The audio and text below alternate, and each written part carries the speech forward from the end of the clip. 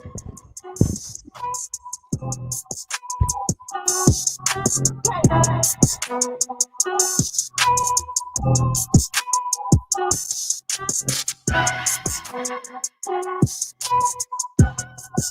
going on? How y'all doing? We're going to just a crew. We got Mr. Trev Smooth and Whites, Chicago Outlaw, Kenny P, Hink, Lord Sherm, and myself, Lapeef JI. What's going on? What's going on? How y'all doing? What up? What it do? What Yo, it do? yo. What's going on, Trev? Hey, man, we out here doing what it do.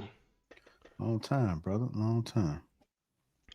Fresh Yeah, off what the up, plane. What What y'all, it do, man? what it do. What it do, what it do.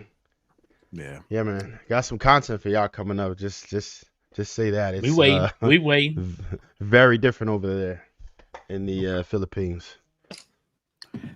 Man, good to hear that, man. Good to hear. Looking forward to that.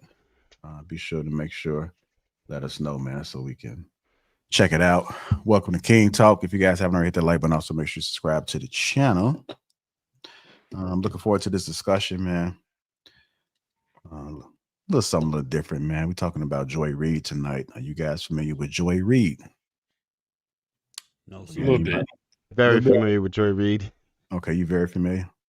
I know M. White is. Law says a little bit. Kenny, you familiar with Joy Reid? Very much so. Oh, okay. Are you a fan? Yeah. She's a firebrand. Got it from scratch. And salute to the sister. You know, they rebranding over there, but we got some stuff to talk about because I don't follow the breadcrumbs. Okay, that's what's up, man.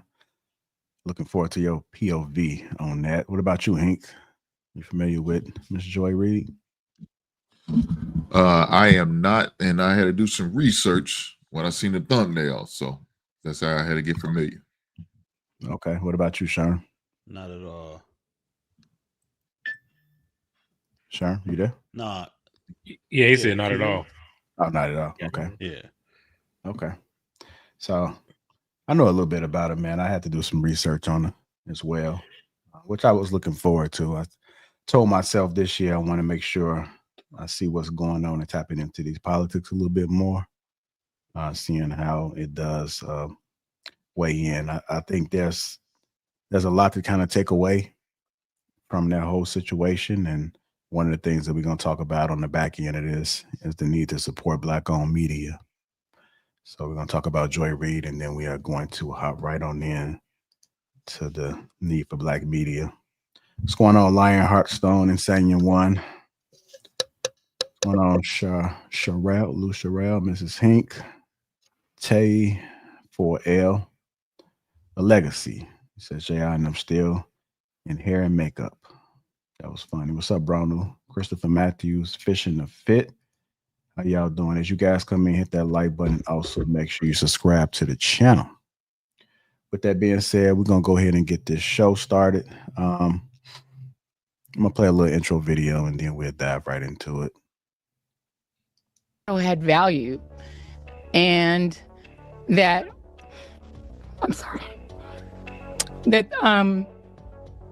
that what I was doing had value. And in the end, I'm sorry, I try not to cry on TV. And this is kind of like me on TV, so I apologize. The big news tonight will be Joy Reid's final show on MSNBC. Single tear, white woman tears happening right here, Joy. She was officially fired over the weekend because she's a racist, horrible news anchor with no ratings. And that's really been the truth for a long time. MSNBC's under new management, and I guess they decided to come to grips with reality. The truth is, this is very sad news for us, as she's provided so much material over the years. I feel the way I felt when Brian Stelter got fired, but he came back, and you never know. I'm sure Joy Reid will wind up doing something where we will continue to get to respond to her absolutely insane POV. Let me just say to Megyn Kelly, in my 30-some years as a journalist and my 50-some years as a person of color, go f*** yourself, okay? Hi, everyone. We're preparing at my house and on the Don Lemon Show for a Joy Reid watch party. So we will see you at 7 Eastern on the Don Lemon Show on YouTube to watch the farewell for Joy Reid on MSNBC. We'll see you then. I know Joy just ended her show by thanking her team, which is the most authentically Joy thing to do, I can tell you. And they are also a very incredible team. But I want to start this show tonight by thanking her.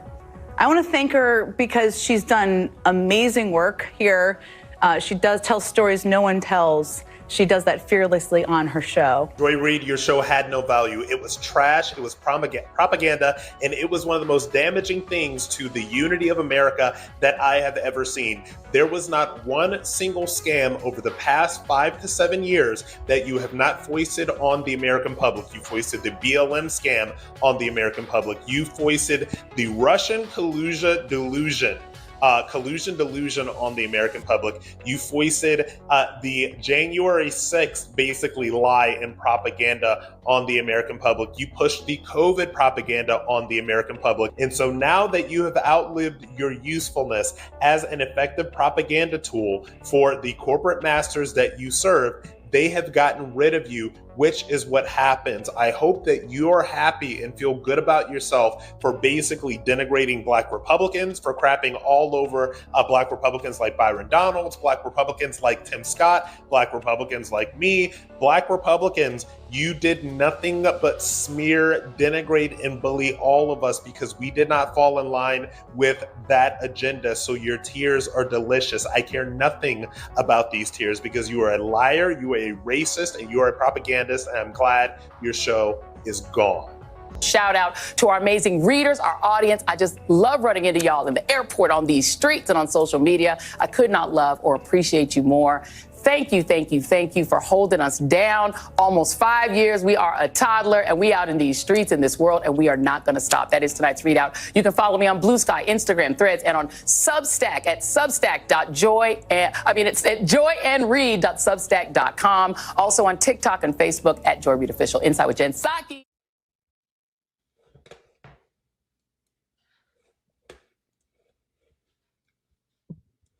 There we go. That's the intro video right there for Miss Joy Reid. As you guys can see, she has a hate and love relationship with people, depending on who that person is. So Joy Prime's time show has been canceled, and the people are outraged. I do have an MSNBC timeline from February 2014 to February 2015. Reid hosted her own MSNBC afternoon cable news show, which was the Reid Report. The show was canceled on February 19, 2015. Beginning in May 2016, Reid hosted the AM Joy, a political weekend morning talk show on MSNBC. In July 2020, MSNBC announced that Reid would host the Readout, which is a new Washington-based weeknight commentary show in the 7 p.m. Eastern time slot, vacated by the March 2020 retirement of hardball host Chris Matthews, making her cable first Black female primetime anchor. On February 23rd, 2025, the New York Times reported that MSNBC had canceled the Readout, which plans to air its final episode during the week of February 24, 2028, and the final broadcast of the Readout would air on February 24th, 2025, which was yesterday. So it did air already. Let me see. I do have another video that I do want to put into the queue. Let's see what this is. Trey, what's going on? I just switched my internet. Okay. I don't know what was going on. Thought you might have been struggle streaming over there. I was for a second. I don't know. I just saw some buffering and everything. I'm like, damn. I mean, I caught the video though. Okay. All right. So I'm gonna cue this other video up so I can get it together. It's right here. All right. So they had about 10,000 people on a Zoom. On the Zoom, the win with Black women and the win with Black men. It was a Zoom that they had a lot of supporters that came together, and they had about 14,000 people watching on YouTube. So this is that clip that I'm about to play right now. And this is where she has her meltdown and breaks down once the reality set in. Here we go. Had value, and that I'm sorry that that what I was doing had value. And in the end, I'm sorry, I try not to cry on TV. And I think this is kind of like me on TV, so I apologize. And that it kind of, and then it mattered. I see Karen is there, and she's been texting me as well. And so what I will just say is that in the end, thank you. Where I land is that the moment that of guilt that I felt, that I went hard on so many issues, whether it was the Black Lives Matter issues of a young baby or a mom or a dad that was killed, or when we opened up people's eyes to the fact that Asian Americans were being targeted and not just Black folks, that or went hard for immigrants who've done nothing but come to this country like my parents did and try to make a life and defended them, or whether we've talked about what the president is doing that is subversive to the Constitution, that is injurious to our liberty, you know, defending books that people find inconvenient, you know, that Nicole Hannah-Jones put into our spirit, that we need to understand 1619 as the real founding of this country, whether it's talking about any of these issues, and yes, whether it's talking about Gaza and the fact that we as the American people have a right to object, to little babies being bombed. And where I come down on that is I'm not sorry. I am not sorry that I stood up for those things, because those things are of God. And you know, I'm a church girl too, and those are the things that I was taught were of God. And so I'm not sorry. I'm just proud of my show. All right, following the cancellation of Reid's 7 p.m., the Reid out, Simone Sanders Townsend, Michael Steele, and Alicia Mendez, the trio that currently co-hosts a show called The Weekend, will take over Tuesday through Friday. They will also host a 2-hour show from 7 p.m. to 9 p.m. on Mondays. The trio of Sanders, Townsend, Steele, and Mendez improved viewership in the Saturday and Sunday 8 a.m. slot by 35% in total viewers in its first year. So there's a lot of movement of shows going on due to this cancellation. So a lot of switching around going on, and a lot of people sliding up and sliding down. At the end of the day, it is a business, so they got to do what they got to do. A lot of her supporters are upset at this decision because of the silencing of strong Black voices and the silencing of strong female voices. Her supporters encouraged people to tune in to her last show, which was yesterday, and they had this to say. These are the two things that was kind of floating around: turn the TV off and turn on Black media. They also had this one as well, which was "We Need Joy. MSNBC is silencing Black voices. We're not letting this go." And they call MSNBC. So this is what the supporters were actually pushing. And that's going to conclude with the little introduction, man. So what are you guys' thoughts about what's going on with Miss Joy Reid? Yeah, I don't really know. Like, I don't really spend much of my time watching like political commentation. You know what I'm saying? Commentary, because you know, I feel like they be bullshitting on both sides. You know what I'm saying? It's too far left or it's too far right for me. You know what I'm saying? Like, I don't agree with a lot of bullshit on both sides. So I kind of tune that out. All that crying and back and forth, and just go on another channel. If you worked it, somebody else will pick you up.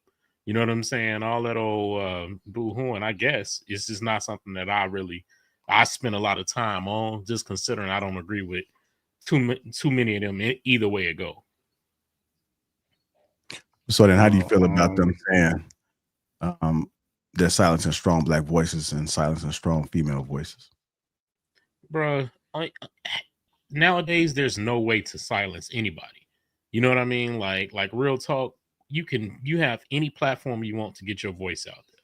You know what I'm saying? And if you have that big of a following, they can't silence you like that. Kanye's still talking crazy every day. You know what I'm saying? Like, anytime he want to talk crazy, he can. she can, just like she hopped on and had, what was it, 14,000 people on a live, just do that. You know what I'm saying? If that's the case, if you want to get your voice out there, I mean, it's not, yeah, you probably not getting paid from them, but trust me, there's a whole lot of ways. I still see Rush Limbaugh still have a show. Is that his name? Is it? No, what's the crazy dude? Not Rush Limbaugh. What's the Alex crazy Jones? dude? Alex Jones, exactly. Yeah. Yeah. So, you know, InfoWars, on, he's man. still getting money and Yeah. promoting So what we talking about? supplements and shit. So I'll say this. Wait, somebody wanted to go? All right, cool. I understand it's a business, right? I don't think that she was necessarily silenced because she was black or because she was a woman. The ratings were kind of taking a hit, and it's unfortunate. I do feel like she has a strong following. Law is definitely on one when he said that she can absolutely still be good. I mean, she's worth $4 million. She was reportedly getting $3 million a year, but then it went down to 1.5 as of last year. That's what the reports say. I think she could easily make that as a content creator, easily, right? Because of the fan base that she already has. So she would just have to, take her. She already has the setup. She could still report as she reports. It'd just be on a different platform where she has the liberty of saying what she wants. I mean, the way that she conducted herself on MSNBC is definitely prudent for YouTube or X or any other platform. She'll be able to still do that and still be fine, and she'll probably be able to be a lot more authentic to what it is that she wants to do. So I seriously don't think it's the end for her. And honestly, if she wanted to continue to be on network TV, which I don't think is a great idea, now I would never do it. But if she wanted to, I'm pretty sure somebody would have a job for her, because some people like what it is that she says. Me personally, I emphatically disagree with a lot of things, but I'm very familiar with her content because I do watch CNN and MSNBC and Fox News. I watch them all just to see different takes and how, because perspective is very important to me. So I think that everyone should have a voice. I don't think anyone should be silenced. And fortunately, we're in a day and age where none of us can truly be silenced, like Law said. It's just they can't really do that anymore, because you got a camera, you got a computer, it's a go. She already has the following, which is the hardest part to obtain. So I think that she's gonna be fine. I'm interested to see what Kenny got on it, because he said he followed the breadcrumbs. So I wanted to know. The only thing I wasn't familiar with about it was why. I don't know the true meaning of what this was. I understand it's supposed to be new management or whatever, but for her, not every show was axed. So Rachel Maddow's still there. Nobody did that. So I wanted to know what the reasoning was that they just axed her so swiftly without any real warning. I'm curious to find out what was going on with that. You want to go ahead and go, Kenny? Peace to the panel. I've been watching Miss Reid for a while. Follow her story. It should touch a little bit for Trev, Guyanese background from the mom, dad from Congo, raised by a single mother, got her from the scratch. When dad broke out, moved back to Brooklyn, Harvard graduate, paid her own tuition, paid her own freight, did the coffee and donuts way all the way up to where she was at Reid Out, until rebranding, as they say, took place. I looked at it back then. I was like, rebranding. Ratings, though. We all know on this internet, if you got a show, they can play with your ratings. You can have 7,000 people following you, and then what happened, Trev? They can knock it down to like 2, 3. The powers that be, shadow ban and all Easily. that. Hell yeah. Easily, right? She was a firebrand, a lady that worked. Not all her takes were right. Those ones that she weren't correct on, she would spin the block and apologize, where most didn't. Don Lemon don't like her. Like the other little sweet boy that take it in the butt over there talking about he glad, the Republican one. Yeah, them sweet boys. She's a Christian girl. that didn't believe in those values. So watch. The little girly boys took their shots at her. F you. Mm-hmm. Go suck on one. Get up out of here. This is King Talk. The other one made this should touch Marcus. Remember when Megyn Kelly told LeBron, shut up and dribble a ball? That's her chance to get at the black woman now. What has Megan done for us? And it's kind of funny that people supposed to be mature and fellow journalists would take such sucker shots at her, knowing how hard it is for people to make it in that business where it's very cutthroat. She didn't steal nothing from nobody. She's assisted at work for what she wanted. She got to the pinnacle of that. Those tears are for all her hard work. All the shit she had to eat to get to where she was. Her background, I had to get it from scratch. So I understand the tears. Left, right, I understand what Trev says. He's on the other end. He may push back.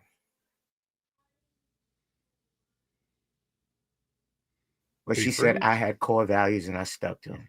Not everybody's going to. I think he's freezing. I think you're freezing up, Kenny. Hello? Can you hear me? Yeah, we can hear you now. Can you hear me? Mm-hmm. Yeah, you can. You just go back 2 minutes. Oh, that's another black woman that got done dirty. She gonna bounce back, no doubt about it. She took a little lash on the hand. I'm glad you mentioned Kanye Law. Remember when he started speaking out originally, and Jamie Lee Curtis said something?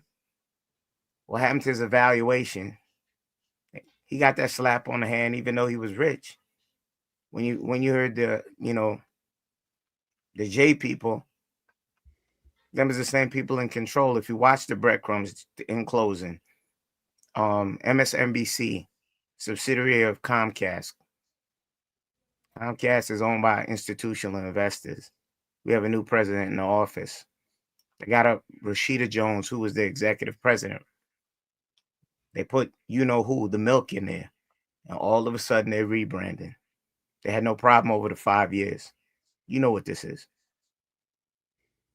Okay, so with her, so I start off by saying, yeah, that backstory is excellent. I'm that's an excellent story of somebody working, extremely hard to get to where they at from.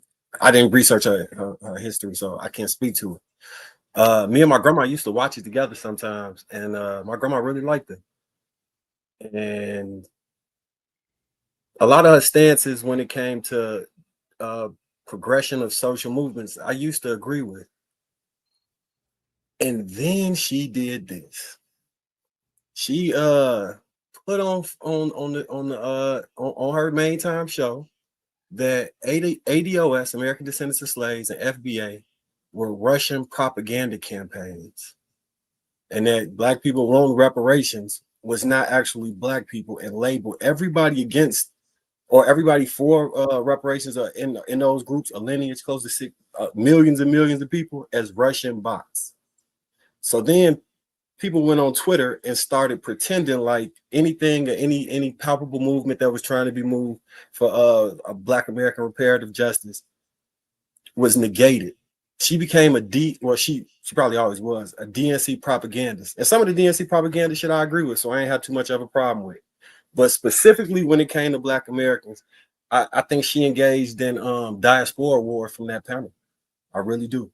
I think she utilized that to delegitimize, to throw dirt on and pretty much passively attack Black Americans and set the trend for her white counterparts that was around her, who assumed that she was tapped in, so she knew what she was talking about, further discrediting us, because I would hear other people parroting those same talking points on other channels as if they had got the go-ahead and we was all in agreement. So I've been irate at this lady since that. Like, it's one thing to represent yourself as a Black person, whatever. It's a whole nother thing to come in and get in the middle of a fight that we've been fighting with these people for hundreds of years and insert yourself as somebody to say, yeah, they don't really care about that. That's cool. That's the Russians.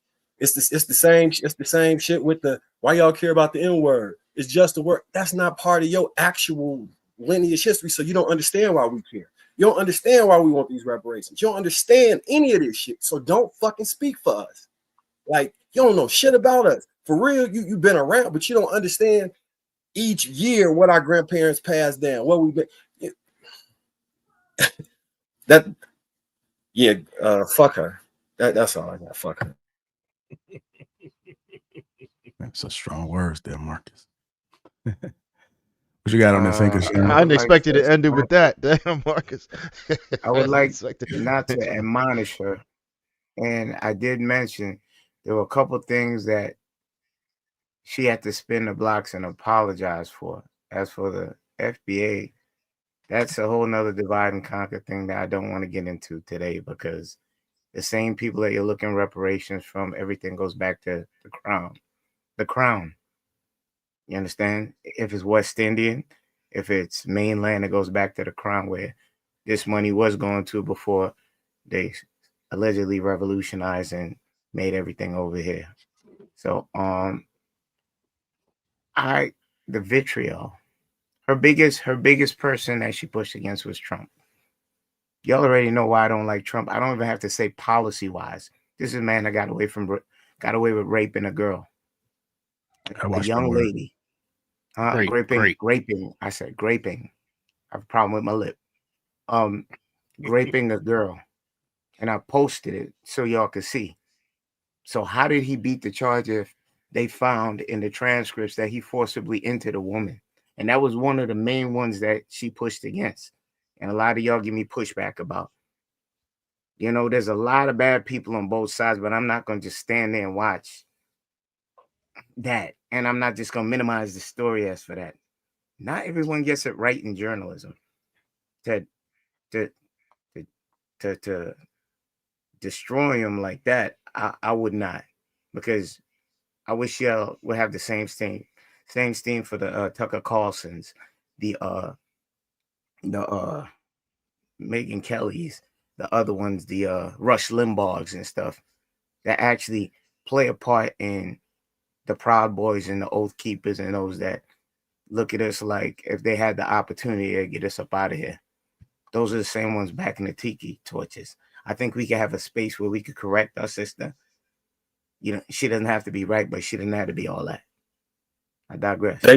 They tried to correct her, and they had people from the movements contact her and go on the panel. She's very, very familiar, which is why I say it's intentional.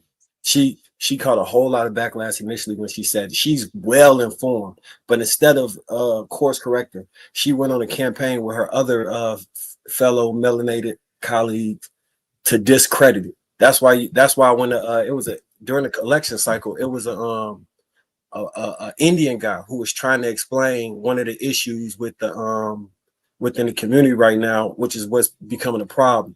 And they shut that shit down and went back into the Russian bot. You got a hold of some Russian problem. This is intentional. So the DNC at this point, collectively, I don't know if we all agree, but most people that be around the space would agree that they're not doing shit for black people. They'll take the plight and the pain of a murdered black man and push for LGBTQ rights. They'll take the plight and the pain of a murdered black man and push for Asian hate crime bill. They'll take all of this shit stem at the bottom. It's a black man getting killed, and then they use that for political capital, leverage that to help somebody else and probably get some kickbacks and to keep us in similar situations where these incidents will keep happening and they won't let a good tragedy go to waste. Like, yeah. Well, let me say this about this this Joy lady. From what I've seen, when she was I guess defending some book, they was putting in kids' school. I didn't. Yeah, that turned my stomach, man. She was defending it hard, like she'd written a book or something. And when I seen the graphic language that was in the book, and she was okay with it and being even as low as the middle school, you know, let alone high school. I mean, of course, high school, They could probably somewhat handle some of the language in there, but man, I mean, they talk about elementary and middle school. There's no way that type of book should have been okay. And why was she defending it so hard? I don't know. Another thing, Roland Martin has been saying to her, pushing for black media and doing her own thing, and she kind of snubbed him off, man. But now that she lost her job, now all of a sudden she's ready to link up with him. Oh man, he probably should have did it when he first came to you about 3 years ago. When the same thing happened to him, when he lost his job. I mean, you didn't see him go on the cry tour or go do his boohoo moment. He didn't do that shit. You know what I'm saying? He accepted whatever it was and used that opportunity to do his own thing. I think she should do the same. If that's what she's trying to do and continue to get her message out there, and she, like you said, yeah, she has a big following. Well, why not? Why not use every social media platform you can to continue to push your message? And now, you don't have to worry about somebody trying to silence you. You don't have to worry about your overseer coming down on you. You can just say what you need to say. Get it off. All platforms. There's a lot of platforms you could do that on. Is she willing to put that work in, though? That's the thing. And does she have as many followers as she thinks she does? And will they migrate over to them platforms? That's another thing. But that's pretty much what I have. They had to cut their comments off because the people that was going on there was cooking her about the shit I'm talking about. They've been dragging her on Twitter to the point that she deleted her Twitter account. And I think it had like 1 million or almost followers. Damn. You got anything on the Sherm? Nah. Okay. All right, so the African Americans that have these shows, they don't own these shows, of course, and the network makes the decision. So if you don't own it, you only have influence and leverage. If you don't own it, owners have the power, and when you own it, you decide who's on it, who's not. You decide how much they're getting paid. You decide what they do. And so that leads me to ask you guys: is it important to have Black voices in mainstream media? Is it important to have Black voices in mainstream media? Absolutely. But yeah, I don't think mainstream media is the thing no more. Nobody gives a shit about mainstream media no more. I mean, there was a time mainstream radio was the radio. Who even listens to the goddamn radio anymore? I don't think it's as big of a deal as it probably was maybe about 10, 15 years ago. Mm-hmm. So I don't think it really matters. I mean, you look, I agree with what Roland Martin was saying when I was watching his interview about her. She needs to just take that over to other platforms and make her name. Right now is the opportunity. Her name is hot. So she started her own, I think Travis said, a YouTube channel. Imagine the following she would get, or at least the traffic for sure. You know, I mean, there's a lot of platforms she can go on and spread her message. Don't worry about mainstream. Mainstream's a goddamn joke now. Look at it's a damn joke. Nobody even believes it. Yeah, but you got to also understand too that some people, it's really hard for people to do things on their own. A lot of people don't know how to be consistent, so they like to be included in that structure because that structure is what keeps them in line. But when you're on your own, it's a different ball game. It's a different beast because now you responsible for every single thing. You don't answer to nobody. So you got to worry about every single detail when it comes out to that plan. And she's going to have to build up to it. I think they said she was getting like millions. How much she was getting, Marcus? I think it was 3 at one point. 3 million at one point. So to think about how she has to restart and try to build back up to that, I'm not sure if it's going to happen as quickly as she thinks, or maybe she's a little bit timid at that. She's probably lost and confused and trying to figure, and it's probably going to be life changing. No, I think she'll be fine. But JI, 3 years ago, Roland Martin told her 3 years ago, she could have hired a team when she was still making that money. She could have continued to do her thing on the show and funnel people to her platform. She could have did it then when Roland Martin gave her the idea, showed her the blueprint.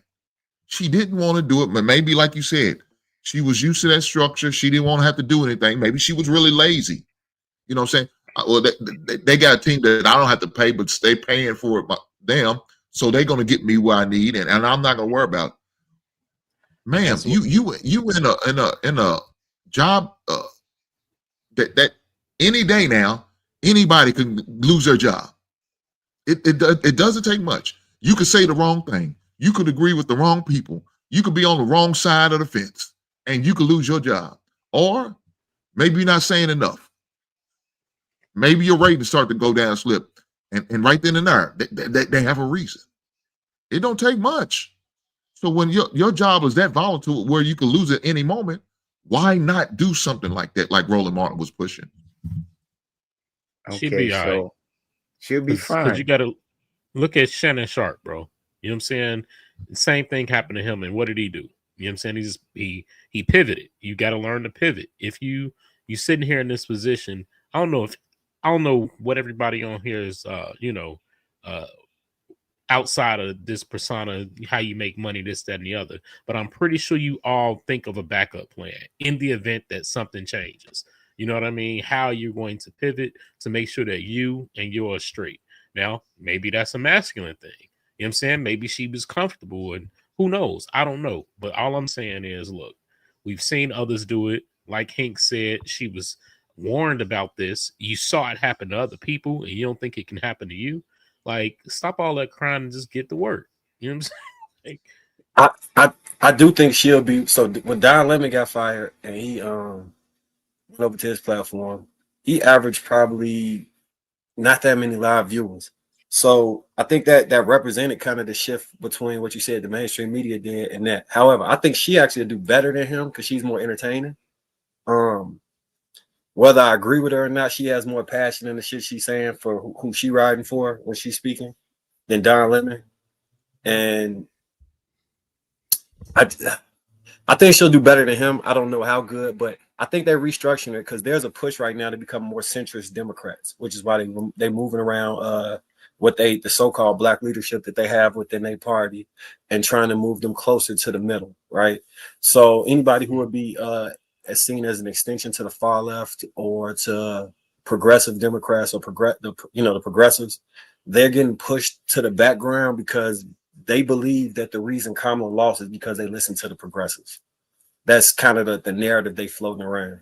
We listen to the young people, we listen to the progressives, and by doing so, we ran on things that nobody gave a fuck about. That nobody really came out for.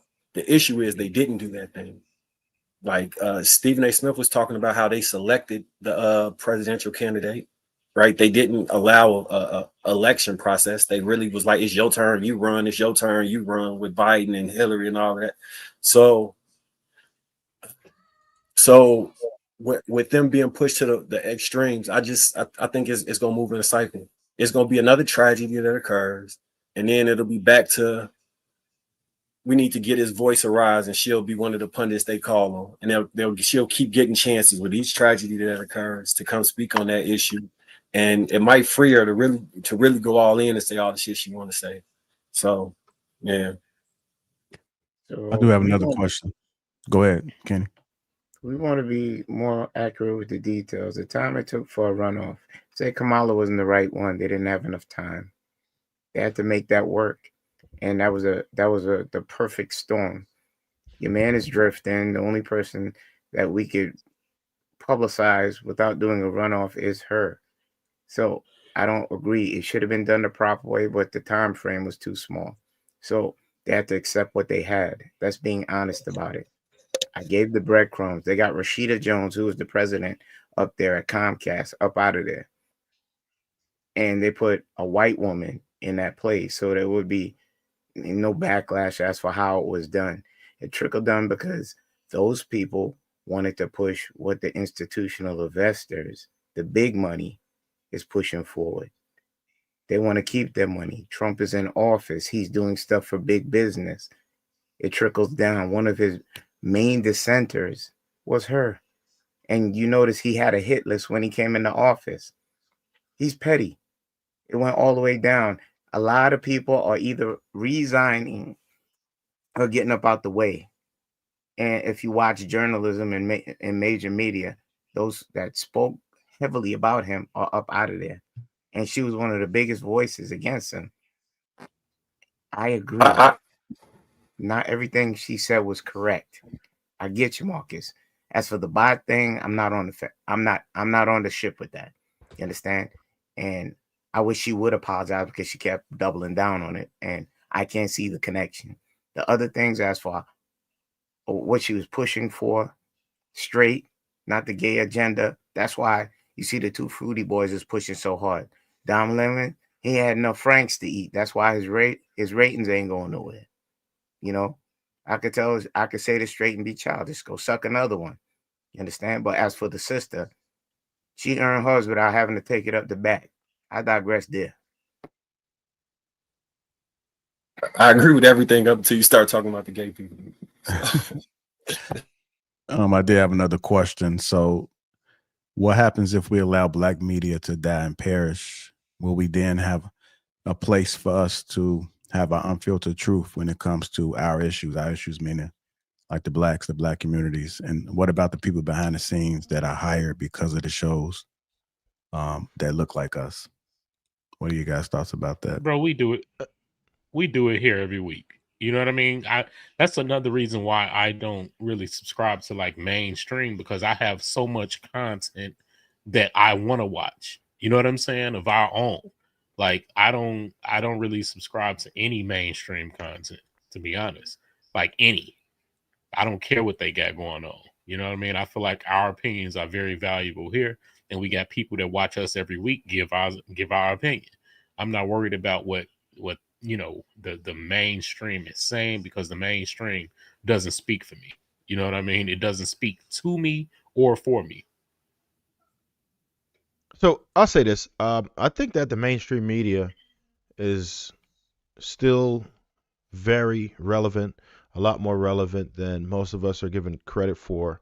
The reports are saying they made like 900 million last year. So that's that, and it's up. It's on an uptick. They still are increasing. So they're not necessarily losing viewership overall as far as mainstream media. That advertisement money is still a very real thing. If these, and you know, Fox is making like more than $1 billion. So it's a real thing. And a lot of people get their news solely from there. As a person who services houses in that way, I can tell you that a lot of people's TV are stuck on one or the other, whether it be Fox News or MSNBC. That's just what it is. Maybe not our age demographic as much, but there's still a lot more people who were consuming that type news from those particular outlets. It's the numbers don't lie. They're still increasing as far as viewership is concerned. Some of us have on this side of the world, like we don't do it as much, but they're still watching it. So our voices are important. It's up to us to preserve both forms, right? This is new media, but it hasn't completely taken form yet. There's so many options and it's all over the place. It's not trusted just yet because we don't have that many people to filter it. It's a double-edged sword. So it's great that you're unfiltered and you can give out information without worrying about having to have a side. Like you do understand, if you are on MSNBC, you have to have a certain viewpoint. You can't be balanced and then be part of MSNBC. But the problem is a lot of us who consider ourselves journalists don't do a good job, right? We give out information without doing the proper research, and a lot of us don't respect the craft enough to get the skills necessary and do the proper research to put the information out. And we don't have the resources. Like when you're working on a major network like that, you don't have to worry about filming. You have people who are going to help you with your research. It's a huge support team. So there's a reason why a lot of people trust those news sources more than us so far. It's up to us to do the best job that we possibly can, respect the craft, and do better so that we can evolve, have the freedom of speech, not have these guardrails, be able to articulate the way we want to, the way we see fit, while supporting those networks simultaneously, because they're also important, because people have more than one way of how they consume their news. And we just have to be conscious of that, because they're both going to be here for quite a while. Neither one of them are going to die. I think eventually you'll see more of us and less of that. But the only way to make that a thing is for us to really be on our grind and respect what it is that we do and put our 100% into it. Yeah.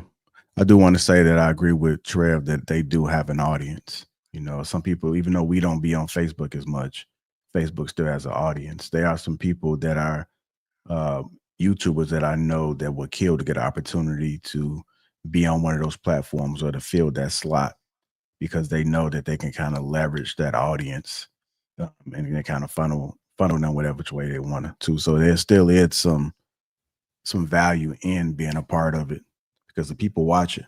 And then you think about it, it's really easy. Like there's some people that the old folks, they still got house phones. Like they still got cable, and they're not trying to pick up no computers. They're just trying to get their media just one way. There's still people that just buy newspapers. You know, they don't even want to pick up a computer or a phone.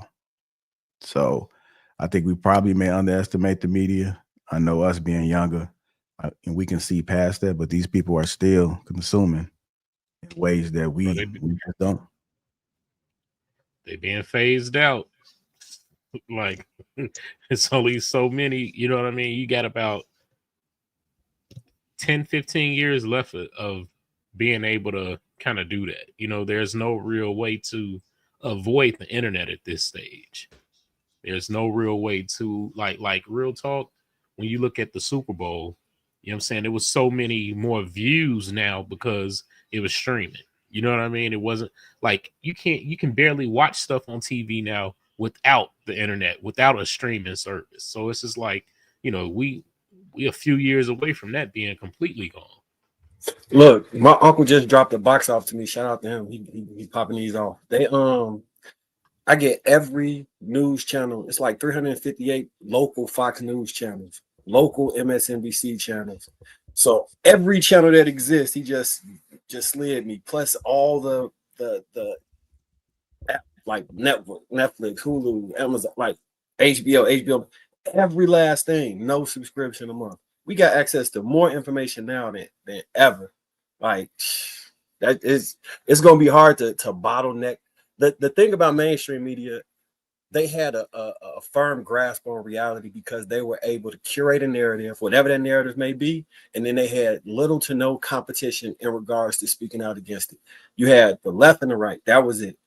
And whatever propaganda came from the right, they could run with and drive that shit home on 9 different channels in the left. And the thing about repetition, the longer you hear something, the more it becomes palpable, the more it becomes, okay, that's possible. The more it becomes, you believe it to, you a staunch supporter of whatever that thing is. And now it generates your reality. The military spends, I think it's up to billions in propaganda, because they say the wars of the future won't be with artillery and on the field. It'll be for the minds of people. So you can cause a revolt in any country if you get the right messaging to whatever group of people that is. So having that access, it's a scary time we live in now for them. But for us, with it being democratized and everybody having a chance to spit their voice, you can find people that you can agree with, disagree with, but you can engage in the conversations and you can get different varying viewpoints from all sides. When it was just those two, I watched Fox and MSNBC just because I knew Fox was liars and I know MSNBC was liars. So you got to listen to both stories to kind of decipher the truth. You know what I mean? Yep. It's just like in real life. I want to ask you guys this. Do you guys believe in this statement or not? Too many of us operate by white validation. Too many of us believe that white-owned media is better than black-owned media. Yes and no. And it's not because we think that it's white, it's better. It's just that the people that are white own the big shit. That's just what it is. Like we don't have that type of reach. You know what I mean? We don't have that type of ownership just yet. We're not trying to go to any station because it's white and we think it's better because it's white. We just know that, or at least have the perception that that check is going to be fatter and we're going to have access to a greater audience, which is unfortunately true right now. So, and I know people are saying that this streaming stuff is taking off, which it is, but I'm telling you, just look up the viewership as far as, you know, what some of these channels are doing, and they're still got the numbers. There's a reason these people can charge as much as they do for a few seconds on TV. They're paying a lot more than our advertisers are paying us right now. Believe me. All right. Okay, I agree with you, Trev, but it may not be dead yet, but millions and millions of Americans is cord cutting right now. And we seeing the rise in independent media or the new black media or various different, like Newsmax came out of nowhere, right? They Fox got into it and called the election against Trump. All of those Republicans at that time turned against them and fled to Newsmax and other channels and start calling Fox the propaganda channel they couldn't stand. And it pushed them further right. So I get that part, right? Go ahead, finish my bag. Yeah. So what I was gonna say was I agree with you that it still does garner a certain amount of. I think it's dying off though, bro. Just because of the cord cutting, because of the available options, because both of them have a long enough history that you can point to, and like I'm saying, Fox and MSNBC, they both have a long enough history that you could point to something that's super egregious that'll push you away from either side. And with new people, you don't have that backlog, right? And we more democratized. So if their opinion gets to going crazy, they have the ability to see it operating in the chat and be like, wait, am I tripping? They just said, then you get to read in the chat, and now your viewpoint can in real time shift. You know what I'm saying? I just don't feel like I got you. So I say this part. I'm actually part of the cord cutting. That's what I do as a trade, right? So I do understand that people are absolutely cutting the cord. However, with cutting the cord, they're not saying we're not watching TV anymore. They're going to, whether it be Hulu or streaming services, there's YouTube TV, which is picking up, and there's a lot more options. Even the package you have right now, pause, is still allowing you to watch MSNBC and all the other news outlets, right? I've cut the cord years ago, and I have a plan similar to what yours is, right? Where I get every state, 14,000 stations, let's just put it that way. So I have access to all news media everywhere. And you never had to pay again, right? It's a one time. It's extremely affordable. I'll just say that, the one I use. Mine but I was really one- like it. You can do that. I know what you're talking about. It's over. It's called the Good. something box, right? I'm not gonna put the plug out there, but yeah, I know exactly what you're talking about. So that's my world, right? I'm really, really, really into that part of it. So it's still access to it, and best believe that these people still, even though they understand that people are not paying cable for that, they still have an idea of how many people are watching. Just like the radio, they know what ratings are, even though in your car, back in the day, there was nothing to say, okay, this many people listen to it. They still have ways of polling and understanding how many people are watching that audience. And as long as they can substantiate that, then they can charge advertisers such and such. So they still know we're still watching that type of media, even though we're not watching it conventionally through the cable boxes anymore. That's absolutely true. But people are, I'm telling you, people are, because I'm like, this is what I do for a living. People are absolutely watching those types of media. It's still there. It's not. What's the largest demographic of people that you know still, you know what I'm saying? So I'll say this. What I'm asking really is your client base for who has to get cake. You know what I'm saying? Right. So I'll put it this way: the people who watch is definitely older. As the people are younger, they consume more and more social media versus legacy media. Understood. And eventually, the money market it's like millennials right now, and every few years it's just going to be somebody else. It was baby boomers for the longest. Now, Generation X didn't hold it as long as they should have. Now it's pretty much you know, millennials. So millennials down, they do a lot more streaming. So if you're like 70, there's no way you're touching anything outside of conventional cable up until about 50 years old. 50 years old, it starts to get to like half and half. Under 50, you're in your like early 40s, 30s.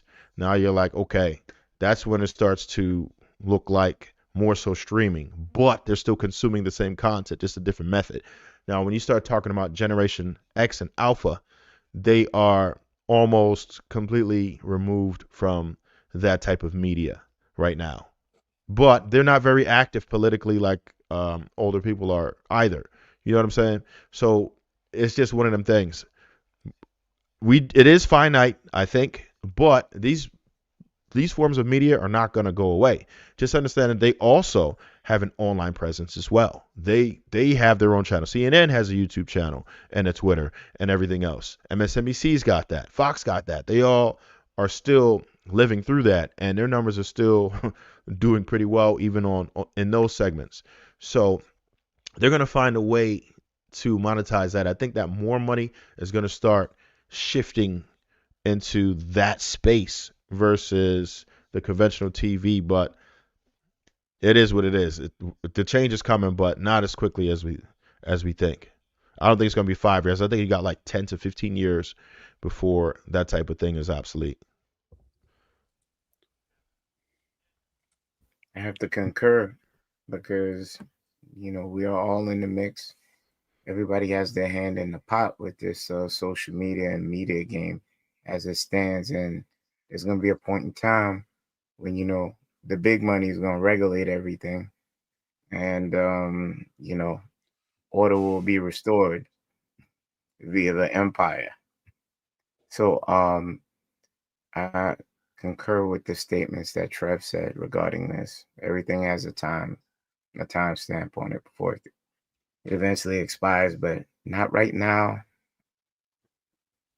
Not so soon. They're still trying to get it together.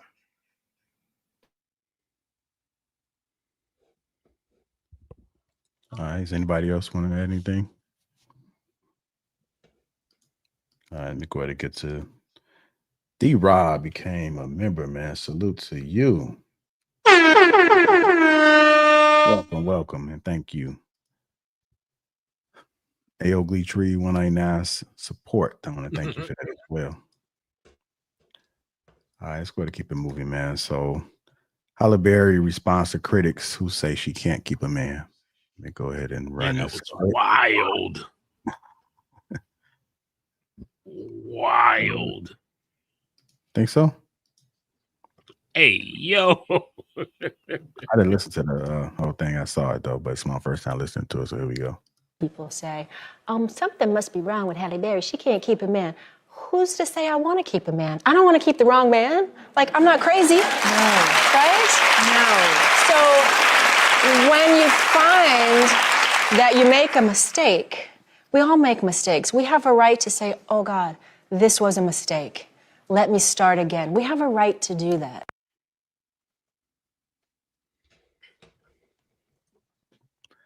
That's what someone says. That Sherm, I know you got something on this one, Sherm. What you think about your? Yeah, I mean, but it kind of is giving me that, if something happens, then you should just give up. Like you're always gonna find something wrong with somebody. And maybe she's one of the women, well, she is one of the women by far that men were wooing over for years, like decades. And she was a movie star. So it's possible for her to get more than she will exactly what she wants more than any other woman. And I feel like since she had a taste of that, it's easier for her to say, okay, this isn't working. I'm going to move on. Did you do that on purpose? Yeah. Oh, okay. Yeah. So that's my gist of it. It's like the pretty girl syndrome. You know what I'm saying? Like, she dated a baseball player. She dated an R&B singer. I'm not sure the guy's names and stuff. I know Eric Benet, but the baseball player was early in the 90s. But she just had a lot of experiences. David You Justice. know, Dave Justice. Dave Justice. Wasn't he, Yeah. wasn't he a boxer too? Or was that just with her? That was She had two. She had Wesley Snipes and David Justice. Subsequently, domestic violence took place where she has bad hearing in one of her ears. Damn, she dated Wesley Snipes too? Yeah, after the movie, wasn't it? After the Jungle. Mo Better? I think it was Mo Better Blues or something. Which one, Kenny? There's a lot listed here. You got David Justice, Eric Benet, Oliver Martinez, John Ronan, Christopher Williams, Gabrielle Audrey, and Nice was like Van a Hunt. Damn, I forgot about Christopher Williams. God damn. That's a lot of cats. I think at some point, right, you have to have the ability to self-reflect. You saying you're not keeping a bad man, but you keep choosing bad men, right? And can we have some accountability for that? And I understand you might be in a bad relationship or two, but like, you know, once you start stepping into your third marriage and shit like that, it's bound to fail. People don't even understand the percentage of it. It's already half.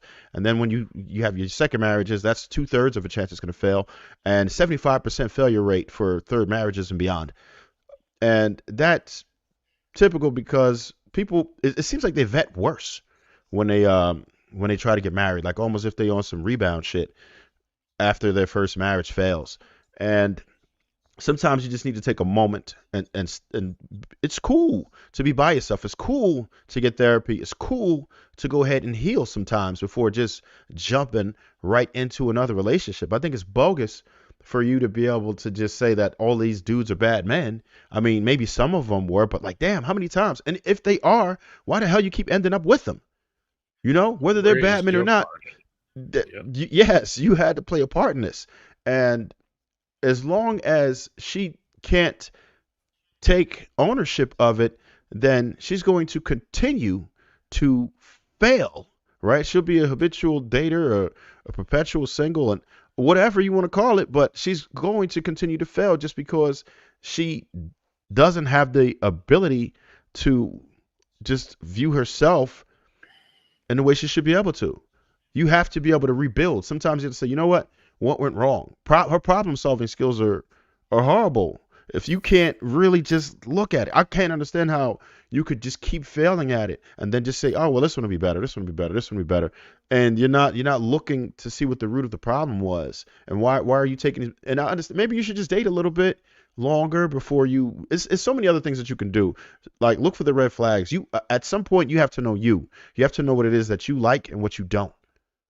And a lot of us, sometimes we waver, and we shouldn't waver because we might really like one thing about somebody. A lot of men make the mistake sometimes too. You'll get with a chick with a fat ass because, you know, she got a fat ass, and you'll overlook the fact that she doesn't cook, won't rub your back, or, you know, be a nurturing woman at all, and stay with this broad because she got a fat ass, and you want to walk around with a fat ass on your arm, and that works for you. That sure happened to me. Right. And but you learned from it, didn't you? Yeah. Right. Yeah. You ain't keep doing that shit, did you? You ain't keep doing it, did you? I think we all have did that at some point. But the beauty of it is you learn from your mistakes. At some point, we have to strive to become better humans. And in that, it takes self-reflection. And that's what most of us lack.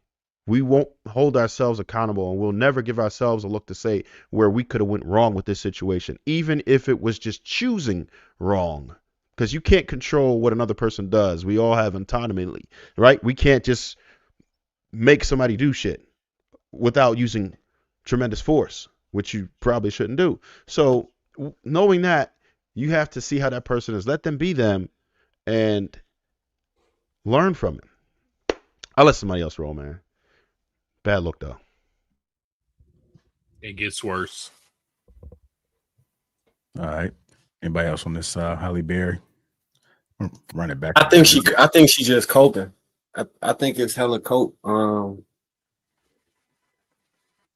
Most women that actually get in relationships don't get in them happy that they ended. Like in a real, like I'm not talking about a one night, a consensual sexual or situationship. I'm talking about an actual relationship. when you get married or you trying to date seriously, you're not you're not hoping that it ends. And if you consistently picking people or acting in a way that's ending those relationships to Trev or Law Point, you got to do some self-reflection. That woman was extremely gorgeous in her heyday. It's not many men she couldn't have got. So when the world was her whole oyster, right? You couldn't get one out of all of that. Like, I don't know, that's just strange to me. That's just strange. And it's For the okay rest if of her it. fine ass is crazy. You know what I'm saying? Like, just because she's fine does not mean that she's not, you know, crazy like a not say typical woman, but just anybody else out there. You know what I mean? And I feel like that's a lot of like what Trev was just saying. Like, just because she's fine doesn't mean that she doesn't have these issues. You're probably more crazy, like to your point, where you stay with somebody who looked good just because. I think she probably fall in that range where her crazy was let slide just because people found her attractive. And I'm not talking about Halle Berry. Like, I don't know if y'all remember 90s Halle Berry, early, like, she was it. Like, she, Hell you yeah, know, we remember 90s Holly Berry. she was it. Like, she was it. Ow. She had a lot of them bald head girls trying to get that same cut, but it just couldn't Everybody cut out trying to right. get the Halle You see Berry the cut. buck shots. They couldn't pull it off. I'm gonna run that video back one more time, man. See if we pull something from it. I've heard people say, something must be wrong with Halle Berry. She can't keep a man. Who's to say I want to keep a man? I don't want to keep the wrong man. Like, I'm not crazy. No. Right? No. So when you find that you make a mistake, we all make mistakes. We have a right to say, oh God, this was a mistake. Let me start again. We have a right to do that. You know, that to me, it sounds like something that somebody will respond to when they're tired of people asking them questions, or when they get tired of looking in the mirror at the same results. I mean, if you weren't trying to keep a man, then you wouldn't be attempting to be in these relationships. So she clearly desired the relationship, but for some reason it didn't work out. And so it's okay if it doesn't work out, but don't try to make excuses for it as the reason as to why. Like, it was totally like your decision. Like, you are actively, intentionally hopping into these relationships looking for a particular outcome, and you're just not getting it. And sometimes you might have to look at self to see if it's the reason, if you're part of the reason as to why it's not turning out to the outcome that you want. Y'all remember Monsters Ball? Y'all remember Monsters Ball? Yep. That's why she won that Oscar, boy. She let that dude do all them things to her. Her and what's the girl from Scandal? I could never look at them the same after them two Kerry incidents. Washington. Yeah, Kerry Washington and her. After Monsters Ball and after Scandal, I just was like, Hey, Yeah, but Pete, you got to play the rest of that clip. Yeah, but real quick, but I want to I was bring looking up, for it. like, I was do just looking for it, but it's you only think 20 those seconds. You got guys, it? at least three or Hold four on, of I'm her gonna send it to you. relationships, had domestic violence in it, and she actually had like full stories that she grew up in a violent household where her dad used to beat on her mom. Now, something about you attracting violent men, like 3 or 4 of her relationships ended that way. That's why her hearing's messed up in one of her ears, and she attracted those relationships. And I'm trying to say, is it me reaching, or 3 or 4 are the same thing?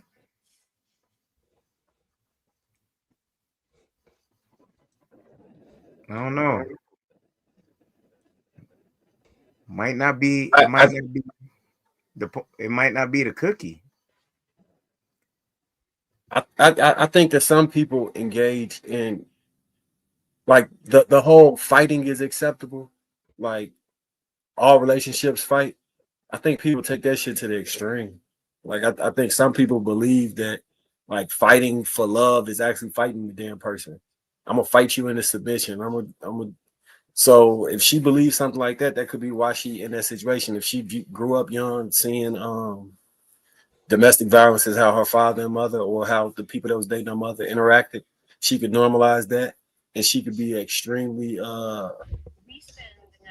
chaotic when it comes to dealing with the men that's in her life. So she gets into more domestic violence situations or selecting chaotic men based off of normalizing that. That's why I'm not a proponent of everybody got to fight. Everybody don't got to fight. If y'all love each other, y'all should not be trying to hurt each other. Have a conversation. Take some time. You don't got to fight every damn body. Just step back sometimes. Like, you shouldn't be engaging in a relationship where it's you and you against the other person. It's supposed to be y'all against the world. It ain't never supposed to be, you know what I'm saying? So yeah, vet and choose better men and women, and stop engaging in back and forth in relationships. I agree with you, Marcus. Your love language should not be squabble. No.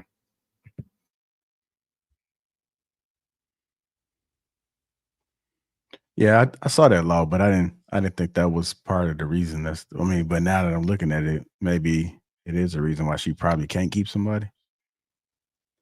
Oh, hold on, I don't know what's to it. I really just read the headline. I just watched it, right? And it's just like one of the things where I guess I used to always say this joke, like she couldn't keep a man because she seemed like the type that didn't want to do certain things, right? You know what I mean? She just didn't seem like she was all that willing to please, I would say. You know what I'm saying? But, you know, what do I know? I'm just saying. That was my observation. I was just going to tell you, freak meter is pinging low for her too. I'm pretty good at that, and I don't know, but if I had to go off first glance, I would say yeah, she's probably like a 3 on the freak meter out of 10. Right? So yeah, that's a 3 out of 10. Yeah, I think she's a 3 of 10 on the freak meter, but that's just me. I mean, but we did see Monsters Ball though. I did, and that was acting, and that tell me what she did in there that was freaky. Then make me feel good. That's, you know what I'm saying? Like they showed a lot, but she ain't do a lot. If that makes sense. Mm-hmm. She in a position where she ain't got to. I guess she feeling her mind. Like right. Most women that's attractive get, you know. Imagine a woman that's been tossed like held to the highest regard, like she might be the most beautiful woman in the world. The amount of yeah. That's gonna be a hard sell to have. But one thing that we didn't talk about is that the men that are getting women like Halle Berry could get another woman that looks better or just like Halle Berry. You know what I'm saying? So it's like it's not really any man's loss that gets her. It's more so like, shit, you got to work on yourself, because I'm sure Wesley Snipes could get a few Halle Berrys, you know, and David Justice and whoever, you know, Eric Benet. You know, she's probably nothing to them. You know what I'm saying? So that's what a lot of people also don't. And like, oh, she's beautiful. It's like, man, I mean, come on, you know, that come a dime a dozen. Go outside. What they say? You show me a fine woman, and I'll show you a nigga sick of her. You know well, I don't know if I could be them dudes sick of her, but you know. All right, I'm about to play that clip. 54 years old. I had just met man. I manifested this man. And I just met him, and we were having the best time. I finally met my person. I mean, it was amazing. It was amazing. It was amazing. It really, truly was amazing. And then one morning, I tried to go to the bathroom, and I couldn't go. It was so painful. When I tried to let a little bit out, I couldn't go. I had to squeeze it. It took me almost 10 minutes to just empty my bladder because it was so painful. And substances were down there that I had never seen before. And I thought, what is this? So I go right to the doctor, and he's, doing the exam, looking up there, and he said, yep, I think I know what this is. And I'm like, what? He said, it's a really bad case of herpes. What?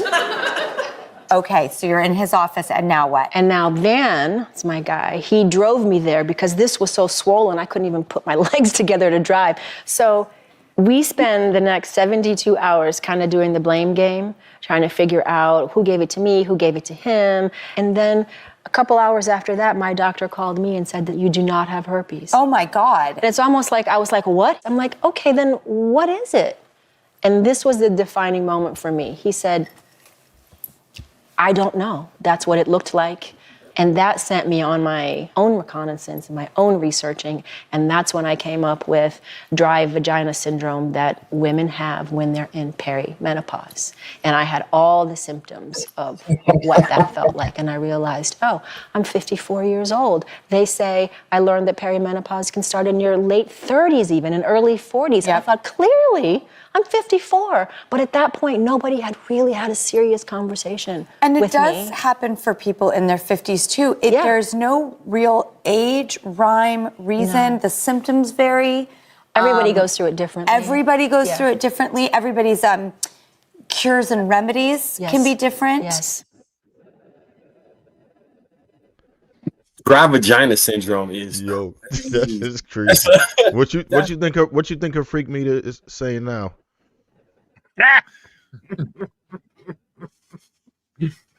She should have been carrying lube around. If you know you don't get wet, Motherfuckers on -10 now, Trey. Yo, now time out. I don't want to hear that, man. Y'all some lazy dudes. If your woman dry, help her out, man. Help her out, man. Help her out. Like real talk, help her out. Ain't no excuse. Trey, give us some of that. You had to go scuba diving, bro, if necessary, whatever it takes. Hey, You know man, what I mean? give us some of that Mr. Miyagi. Rocking them piano hands or something, man. Like wax.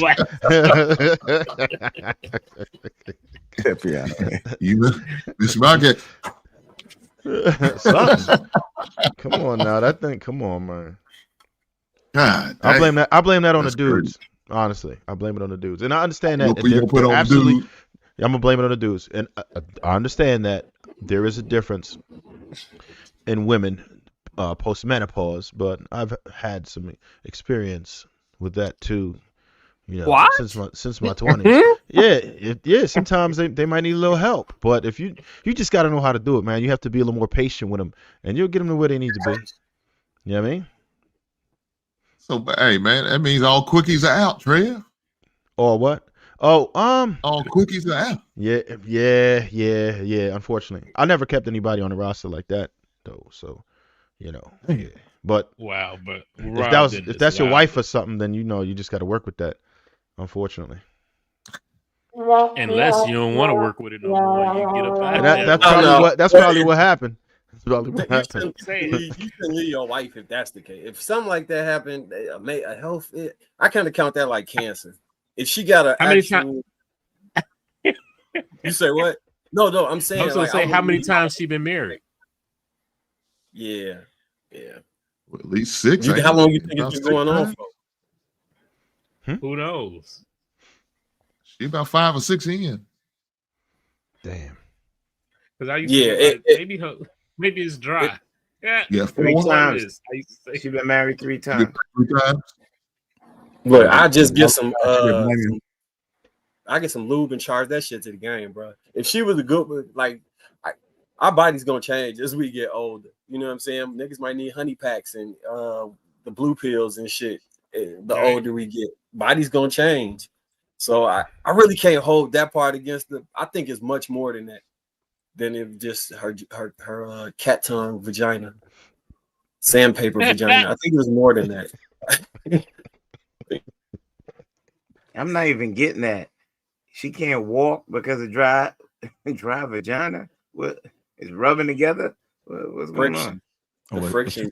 She said it was swollen, so I guess she couldn't close her legs because it was thick. I remember she said that was her self-diagnosis. That ain't what the doctor said. Yeah, the doctor said she don't know what he or she don't know what it is. That's wild that the GYN couldn't tell you what that was. That's pretty wicked. Oh, how bad did it have to be to look like herpes, though? They had to be pretty How bad. you not know that's not herpes? You know what I'm saying? This is your thing, bro. Why she ain't tell him to stop? Yeah, because he must have still been ripping and Like, when she was dry like that. Come on, That that's gonna shit hurt you too. That'll hurt you too. That's what I'm saying. Like, what we doing? You got some savages out there, man. Damn. He definitely running real lights. That's a nigga that don't care. That's that old spit on your hand shit. You just go like, bro, I don't care. Mark, I told you, I said Mr. Miyagi. All right, so I'm about to play this last clip. Can Can you do me that for? A 22-year-old woman escorted from a downtown Miami hotel accused of ripping off her ex to the tune of $850,000. I had great intentions with her. I loved her with all my heart. I treated her the best that I could. Michael Anthony Bravo is a guy who hit it big in the crypto market. He also thought that finding Jabali last June was a win in the love department. I always, spoiled her with great dinners, whatever she wanted, whenever she wanted to go shopping. I provided for her. I helped pay her bills. But this relationship would head south a couple of weeks ago. He fell asleep on his yacht and woke up to find she was gone, along with his American Express credit card and $850,000 in cryptocurrency. As soon as she transferred the Trump coin from my wallet into her wallet, she left within 7 minutes. I think this was a plan from day one, that she targeted my client, that she's much more sophisticated than he gave her credit for. And for someone 22 years old to have set all this up, this can't be her first rodeo either. Private investigator David Bolton was hired to track her down and found her in a downtown Miami hotel on Valentine's Day, where Miami police confronted her. Investigators say she told them, "That loser is my ex-boyfriend." He let me use the credit card. Well, how did he get a pin for his crypto wallet though? Okay, he's sweet. He probably shared it, man. See, a lot of these cats, right? Yep, you damn right. Lay it with his wallet. You heard You're damn right. Lay it with his wallet. Yep. That money don't make you cool. It don't make women like you. And a lot of these dudes are so silly. They think that a lot of women from foreign countries and stuff ain't got no game. You got to understand that it's a natural instinct for a woman to survive. Women naturally are looking for resources from a man. And if they realize that they don't like you, but they like your resources, they're going to do their damnedest to separate the two. And that's exactly what she did. Took the money and ran. And unfortunately for him, he was probably wise enough to make some good financial decisions, but didn't have no male figure in his life to give him that game. Please give your sons the damn game. Stay in your child's life and give him the game. And that's where it all starts. I'm gonna just tell you, I feel like she got a real one in the background. That's who she really like, who she's splitting out with, and probably was the whole mastermind behind the whole thing and told him how to work, homeboy, pimping it. And she was ready to do it. And it happens all the time. I know many women who operate like this. It is what it is. This is life. And they from every major city. And don't think that because you got somebody fresh off the boat that their survival skills are impeccable. They know how to get your finances. They know how to play that game. They know how to act all soft and poppy and rub on your back of your ear and get you right. And then take the money and run.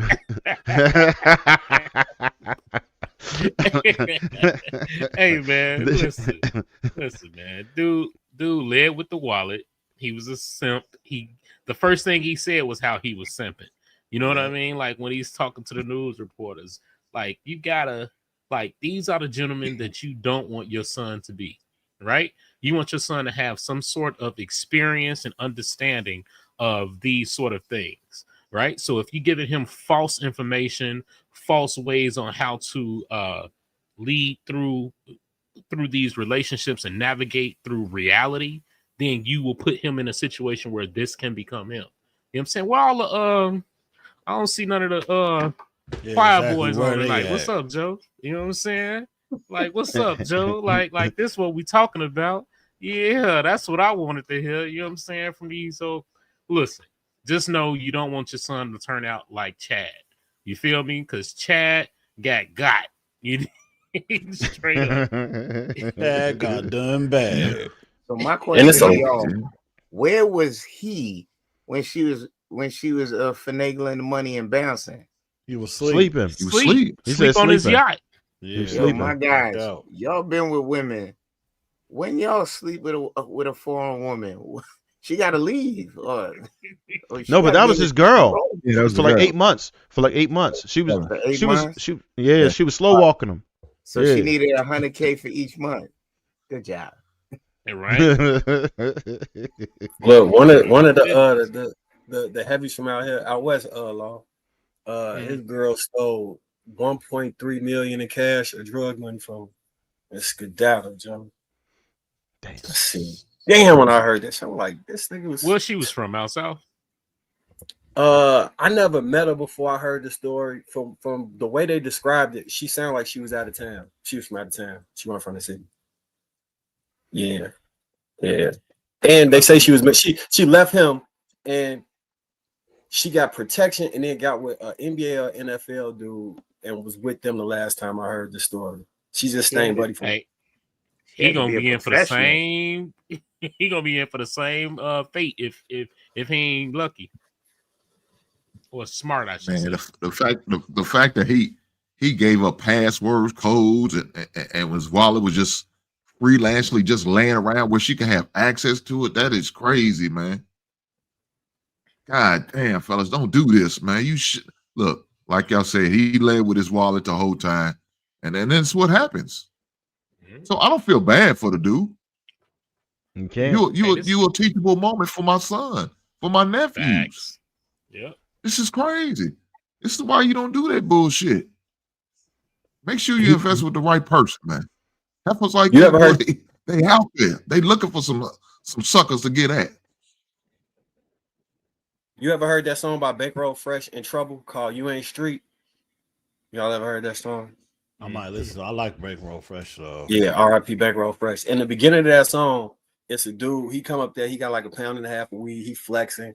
He got about 40K. He's showing shorty like, I'm a big homie. I got it. Yeah. Ooh, whop the bam. As soon as he go to sleep, she hop on the jack. His ass sweet. He here sleep right now. Ain't no gun by him. Buddy come in, take all this shit from him. Like, it's been a lot of men Hey, getting man, done listen. like that the entire life, Joe. Listen, Like man, my y'all entire go life. ahead. Y'all go ahead and watch Mr. Mata. It's on Tubi, you know what I'm saying? Shameless plug. My film wrote, directed, produced by your boy here. You might see some things similar to some of the conversation we talking about. You know what I'm saying? Just saying. Look, check it out. You did? Mr. Mata. Right. You feel me? Trev, did you watch this last week's worth of shows? As much as I could have. I was 13-hour time difference, so it was like kind of crazy. I caught a lot of you talking about the King Talk or the yeah, I saw a good portion of that. You gonna tell your son to remain a virgin until he get married? You know what? In all honesty, I'm not going to tell him to do that. I'm just going to tell him to be extremely careful vetting women, and I'm going to help him in that. I don't want him to necessarily be a player, because the most successful relationships, period, are those who both parties are virgins. They have the best outcome as far as divorce rates, like the lowest divorce rate possible. So I'm not encouraging him to do that. And right now he's not even interested in that. No girlfriend. He's 16. He don't care about none of that. He do his schoolwork. He run track, and he just worried about what he's going to be doing for his life. If I meet, first of all, any female who he feels a way about, I'm just going to encourage him to introduce me to them, and then I'll tell him what her purpose is.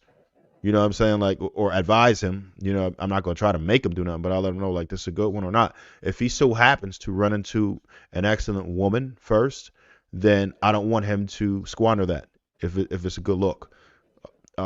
So that's what it is, because he's not really like that. I know what I did, and I wouldn't change my path necessarily, but just me looking at how things work, I think I could have done a lot better, a lot sooner if I didn't take the same path. But I'm glad that I did, because I could help. I have a lot more XP to be able to help younger men or advise younger men and doing that. So I made a lot of the mistakes so they don't have to. I see it like that. But if he finds a good one, then I'm just gonna say chill. But if he chooses to kind of be out there and experience things, which I don't think so, I'm not going to discourage him. I'm just going to tell him, he has to be extremely cautious about how he does it and how to move whatever way he chooses. I do want to give him the leeway, but I'm encouraging him to find a virtuous woman once he's ready to do that. And he ain't gonna get caught for $800K. Not on No, Trevor. no, fuck no. No, that's out. No, no. I do pull coats when it comes to that. Yeah, I advise my son and my daughter on just how people are, friendships and relationships and all of that. I got into the birds and the bees early, just because if you don't teach them early, their peers will. So I'm on it. They will not be taken advantage of. They might get some bad advice from a dude online telling them shit that they didn't even believe. Right. Marcus, what was you gonna ask? You said if what? I was gonna ask you if he followed in your footsteps and turned out to be more like you in that regard, how would you feel about it? It wouldn't be devastating. It wouldn't be devastating. That's not what I want, but I mean, I understand it.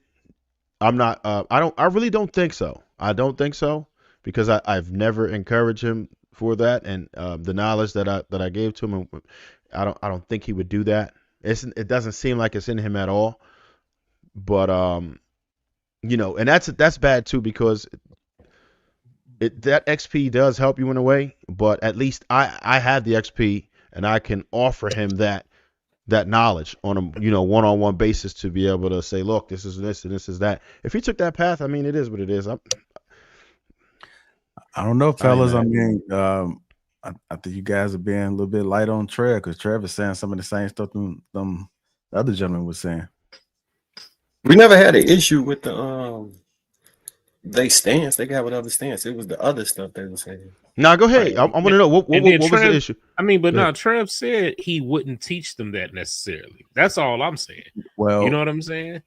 Well, like I remember, because when I was editing, I was listening to it, and so one of the things that was said was that like I made all the mistakes, so my son wouldn't have to make the mistakes, and that's kind of what Trev is saying. So Trev is saying that he's not going to teach his son to be like him. Now, he has no control. You can't force him. But because he went through everything he's gone through, like my goal is to make sure to show him a better way and to be there every step of the way so that he doesn't turn out to be like me. I feel like we were saying the same thing. Like there's no way in hell I would encourage my son to do anything that I did. Because it's going to be like magnified times 2 or 3 if they do it, have any type of what I had in me and them. But the thing was with what the other guys were saying, it was more so like bashing us for being, realistic for how we're going to raise our sons. You know what I'm saying? It's more so like, we know what they're going to deal with because we know what we dealt with. And for me to try to preach something that I didn't do, that I think that more than likely my sons wouldn't do, will be a disservice. Yeah. But if Trev is looking at his son and saying, my son isn't even on that type of time, you know what I'm saying? He's a good kid. He's not worried about women. Cool. But back in the day, someone will pressure his son to try to go out there and have sex with multiple women. Like, hey, what's up, man? You a young boy. Where the girls at? What's up? What you doing? Trev is saying, okay, no, I'm not going to do that. I'm going to let my son be, but I'm going to still teach him about sex, which he did, But honestly, it's all on the individual. You never know how your son is going to turn out. One of my sons is a nerd. One of my sons is like very active. You know what I'm saying? So you just got to know who you're dealing with and know that, there's a part of you in them and you have to teach them how to operate the right way based off of what you currently have, I think there's one more important thing too. Even though, I did have that type of situation going on, it's nothing that my children witnessed. So as far as they're concerned, I never set that type of example for them because I understand that children, they do what you do, not necessarily what you say.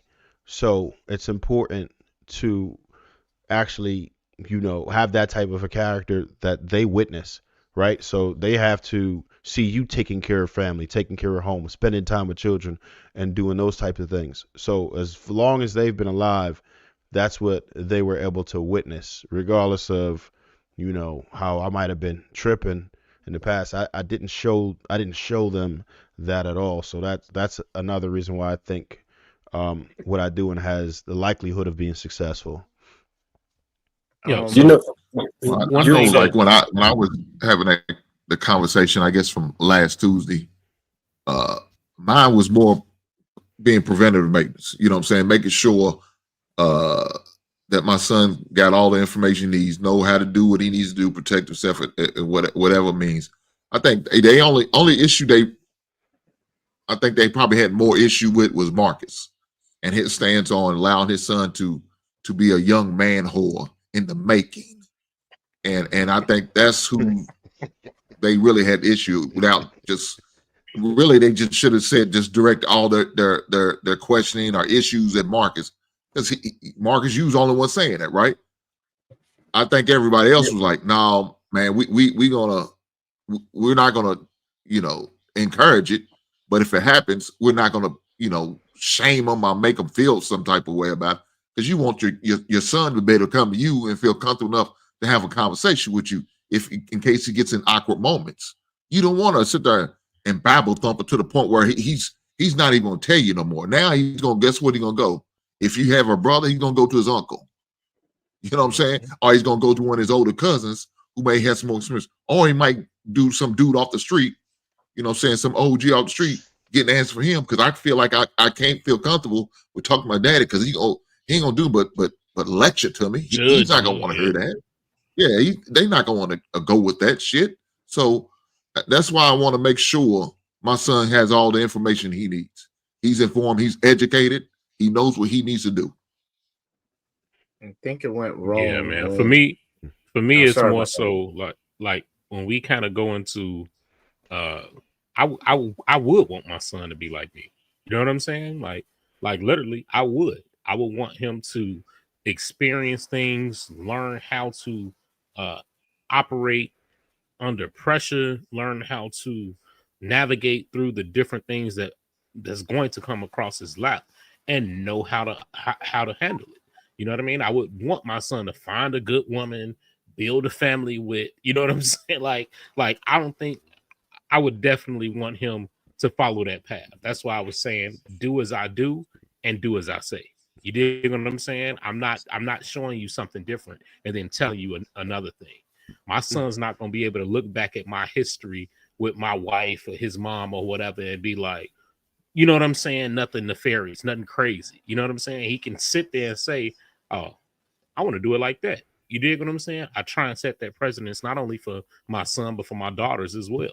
You dig what I'm saying? Like would I want my daughters to find a man like me? Yes. You dig what I'm saying? Like straight up. Yes.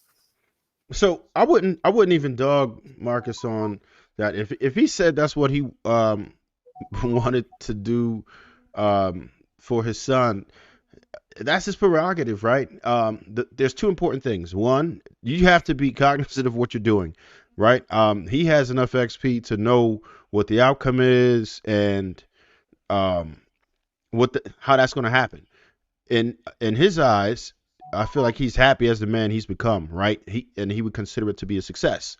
So if he wants his son to take a similar path towards what he considers to be success, his version of success, then I'm not the man to necessarily knock that, right? I do understand that I do things that I think are right, but who the hell am I to Bible thump or to tell someone that I got all the answers?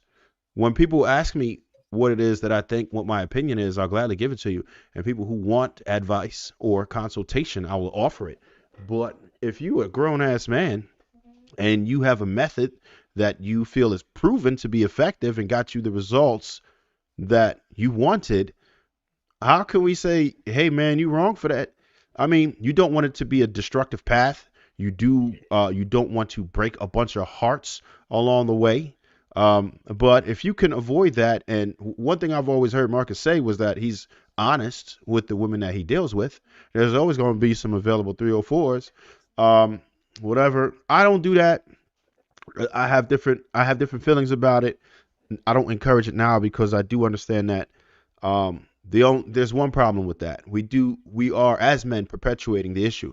If we are saying we don't want 304s, but then we use women as 304s, then that's the one caveat to that method, right? Because if we say that we want women to be virtuous, but now we are entertaining 304s, we are creating a culture where we are encouraging women to be 304s. And that's the only issue that I have with that. If you can live with that, and that doesn't bother you, then so be it. Right. The rub And that's is something too. Oh, real my quick, bad. Go Lo. ahead, Kenny. The rub is the bias that men and women are not judged the same, and you could hear that from the audience. That was also a part that seemed to be glossed over. I understood Marcus's point, but they didn't see the maturation that Marcus would actually teach his son to do it the right way, where Marcus possibly made mistakes, rather than admonishing every man on the panel, saying that you didn't do it under our values of Christianity. You don't know who or what each man serves or worships and how they've been successful. You're actually admonishing successful men on getting it from the mud and making a nuclear family a solid household. Who are you to judge? That's the big pushback. But the rub from a lot of women that I've spoken to after the show, big shout out to Big Kim, the bias as for like, okay, you wouldn't encourage a daughter to go do the same thing. But I also gave the dynamic of the value of a woman's seed, and 18 to 35 being her most precious moments as she wishes to be a mother. And then beyond that time is considered advanced. I was given a correction by Kim because she's a nurse. But yeah, there is a natural bias. We all know this and whatnot.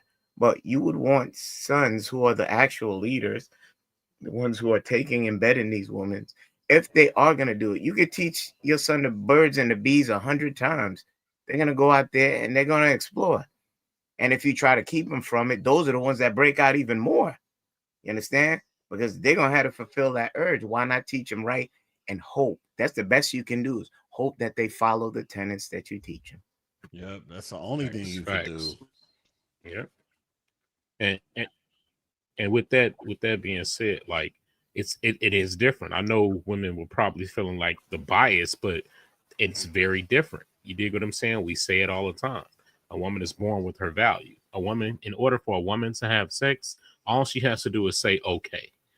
You know what I'm saying? For a man to have sex, he has to do the persuading. He has to even be putting himself in a position to be worth something to where a woman would even allow such a thing to happen. So it's very different. You want your sons to become men that are viewed with value, because you have to build your value as a man. You want your daughters to hone their value because they're already born with it. So that's something that they need to protect. You dig what I'm saying? So it's very different. I know they want to say, oh, y'all being biased. Yeah, because it's very, very different. It's not the same playing field. Men and women don't operate on the same playing field. We don't live life on the same video game level. You know what I'm saying? Some play the game on hard, some play it on novice. On easy. You dig what I'm saying? And that's just facts. So most of the I definitely got a bias because I agree with Kenny Law. Most of my bias also comes from the standpoint of I know about 90% of the guys that have similar situations to me growing up, as far as in dealing with women, all married great women, like feminine, extremely nice, so, and they know how to navigate this through that process. I'm looking at the end result saying we all did this, and this is all the results that we got. It's something to this. Like it translates. That shit translates back and forth. But yeah, that was it. A big shout out to Humble Dad. I give him stoicism. He was able to have the conversation, not get out of whack, even though we disagree with his points. So big shout out to him. Nah.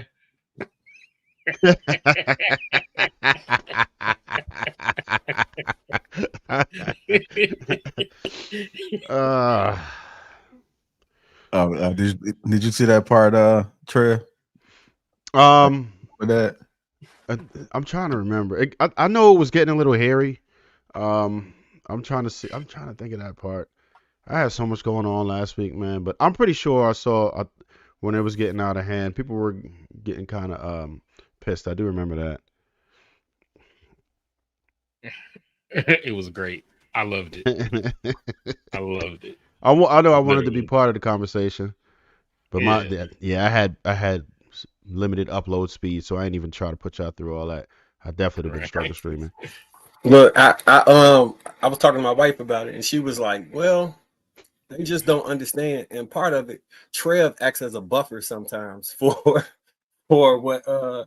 She was like, Trev could have understood where you was coming from, like Law and Sherb. She was like, he be acting as a buffer to explain some things that we so far in between on. You know what I'm saying? Listen, I think perspective is important, right? Main thing is to be able to figure. You have to be humble enough to understand another person's perspective, right? I think that a mistake that we make sometimes is we feel like our way is the way, and shit, who told you that? Who told you that? There's none of us. There's nobody on the panel ever. There's no one on the planet who can tell you 100% that whatever is that they think, wherever their moral compass points is the way. There's no one who can substantiate that. No one.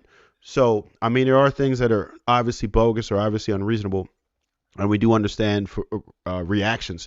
But it's just, all right, do I understand the consequences of the situation? You have to go into it knowing what your end result is going to be. If you were cognizant of that, then, go ahead and do what you think is right.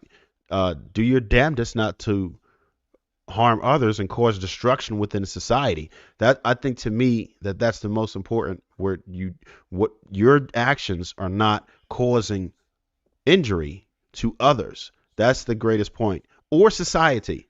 So we have to also understand that too. What is the end result of that? What are the consequences of your actions? If you take time to think about that and you're willing to live with those results, then go for it. Yeah.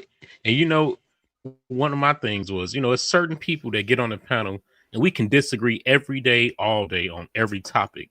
And it never gets to that point because they're not throwing shots and disrespect out. You know what I'm saying? And then there's some people that come on and throw underhanded jabs as if we weren't just speaking. You dig what I'm saying? And this is like, I think that's where it was kind of going off the rails. You dig what I'm saying? Like those underhanded jabs as if you weren't just sitting here on a panel with me. Say it directly. Don't throw the shots. Yeah. Like if you're talking to me, talk to me. You know what I'm saying? No, Like, you're right, Law. And I think respect is paramount, because one day I might run into you. Mhm. Right? And then what? I might run into you. A lot of us are in the same spaces and all of that, and we might run into each other. And then what? Because if it's on site, it's on site. It ain't really no rap at that point. I think respect is extremely important. I'm very careful to not disrespect people, not because of me fearing anyone. I fear no man or woman, but I know what it is that I would do, and I don't sleep on nobody else. And I don't think it always has to get to that point. I think us as mature adults should be able to get through any situation, regardless of where our stances are. We disagree a lot of times, but I don't generally go, back and forth with cats about, violence and all that grandstanding and pissing contests, because it's pointless. It doesn't really get us anywhere. You know what I'm saying? So respect is the main thing. If you are conscious of giving respect to the people that you're talking to, you're going to have a limited amount of disputes. But you have to, it's a frame of mind, right? You have to practice respect. It's something that you have to learn. And I mention the word perspective a lot because I really mean it's important. So if you listen to people and then you just don't get triggered or agitated, and you just try to understand what their perspective is, why they are saying that, where are they coming from, then it's a lot easier to come to an understanding, or at least know what their approach is. But when you just listening to respond sometimes, or you want to, get a hot take or some shit like that, then you're going to run into issues with people all the time. You talking to me, Trev? I'm on my baby come back tour. I'm behaving. Listen, Kenny, do what you do. I think your voice is necessary. I appreciate what it is that everybody on the panel, man. I think it's a great mix. I appreciate everybody for what it is that they do. Sometimes Trev, it's gonna your get real. It is what it is. Say what? Message resonates. therapy sessions I had to mention and certain things that I've been doing. So I have to get better. And yeah, even with the Viz. Shout out to you. Oh shit. Shout out to Viz. Oh shit. So We breaking new ground tonight, baby. Yeah, shout out to Viz. I did see that part. So this is going to be a phenomenal year for each and every gentleman here, and I keep you in prayers to the Most High. We all got to work on ourselves, and as for the stories that we pushing right here, yeah, much needed. But back to that, law, underhanded shots. Even when I showed, and I'm gonna call it, and the apologies need to be made here. Like, I apologize for calling people out their name and being childish and calling people mamas and all kinds of stuff like that. I'm way too old, big old grown age for that. But it gets frustrating when you are doing something and someone didn't truly disrespect you. They just gave you a POV. They used themselves as a template. They didn't say they envied you. They envied the nuclear family. You understand? And if you can't show your humanity, too much people walk around here fake. Nobody wants to be open and, say that, I'm not okay. It's okay to not be okay. It's not okay to stay there. That's the thing. It's okay to acknowledge what you're going through and make steps to provide it. If you see a man has something, you can say, I envy that, not you. So now that puts the emphasis and motivation for me to go get it. That's what I was trying to say. The part that was glossed over said, I want to hear your true testimony. I want to hear when you were shooting in the gym till now you out in the game dropping 40. How was that disrespectful? You understand? I used myself, but then you used it to take an unwarranted shot. You understand? So that I didn't get. But I have thick enough skin to take that. But what does that say about you? If you thump in that Bible, that means you're not ready for it. That's all I'm saying. Don't come up here. But some people get. Oh, my bad. Like when I was gonna say when some Sherm, people get a new when toy, Lord Sherm comes back at them, they ain't got nothing to say because now he's taking that same Bible and he's showing verse for verse. Oh, you sure you want to have this conversation with me? And I seen Lord Sherm back him down, and I was there. That's why I put the eyes. I was like, what you got to say now? when people get a new toy, they like to flash it and they want to, and they don't even know how to use it. You dig what I'm saying? Like, bro. Yeah. But that's a dangerous toy to. Well, Lord, that's a dangerous toy to play with. Yep. That's all I'm saying. Be very careful with it because that's a thing that can make people revel or riot. I applaud your journey, but be careful. Take time with it. Right. Have a steward to teach you properly before you use videos to admonish successful men because they went through, got it through the mud and got successful. But you're pointing out this is not the way to do it, but you didn't truly tell your testimony. Right. That's what I was trying to get to. So how'd you get here? Speaking facts. You didn't make no mistakes? Yeah. Am I wrong for asking? Random, but have y'all seen this PPP stuff coming down the pipeline? Oh yeah, they're getting catch retroactively. They're getting them. They're getting what? For the PPP loans, I seen the dude. He did a TikTok talking about how. First of all, this dude is an idiot. He went on TikTok and was talking about how the PPP went through, right? Then he was like, "Shit, when it worked for me, I put everybody I know on. We all was doing it." He got indicted, and then they indicted everybody he knew. His brother, his cousin. The sheriff came and they did him like a drug raid. They hit the doors with the barricade ram and came in and arrested him for the fraud. He faced 21 years and he got to pay back all the money. The man bought a Gucci shirt, a Gucci bracelet, a $10,000 watch, and some Alexander McQueen shoe. Whatever. I forget the shoe. So he did that, and he was probably still living in an apartment. Absolutely. I hate idiots, dog. 21 years for that. I've been watching videos. I guess they've been stitching them together. It's a lot. They got a list. Matter of fact, it's a website you can go. Right now, I think everybody should go on that website and check. Because even if you ain't take one out, people could have did it in your name, and you need to get ahead of that shit as soon as possible. On the list, on the list, you just got to type your name in, and it'll show. And it ain't just got to be you. You can look anybody's name up. and they're gonna give an address and the amount of the PPP loan that was taken out. Damn. They on people necks about this shit. Damn, no When that shit came out, I knew it was gonna go bad. I'm like, bro, you doing this in your real name? Don't you see how this is gonna come right back to you when this shit is over with? It's like, I don't care. What they gonna do? This is what they were saying. They not gonna get everybody. I don't know if y'all talk to anybody that did. They not gonna get everybody was what they were saying. I don't know about the IRS. They get everybody. Everybody. Yeah. I said, man, that shit ain't worth it. My daughter was watching the video with me. She like, Daddy, are they stealing money? I'm like, yep, they stole a lot of money. They sure did. I told them, I need to be here for y'all, so I can't fuck with y'all on this. He was like, okay. I was like, would you rather Daddy have got $2 million in the PPP or be here to be with you? Like, I don't need anything, Daddy. Like, I mean, if it wasn't in your name, no, this is the thing. No, hold on. This is the thing. They doing RICO cases on people who was charging for the applications. So say you did 20 applications for other people's name and you put the stuff through 20 years. They cooking people for this shit. Like cooking them.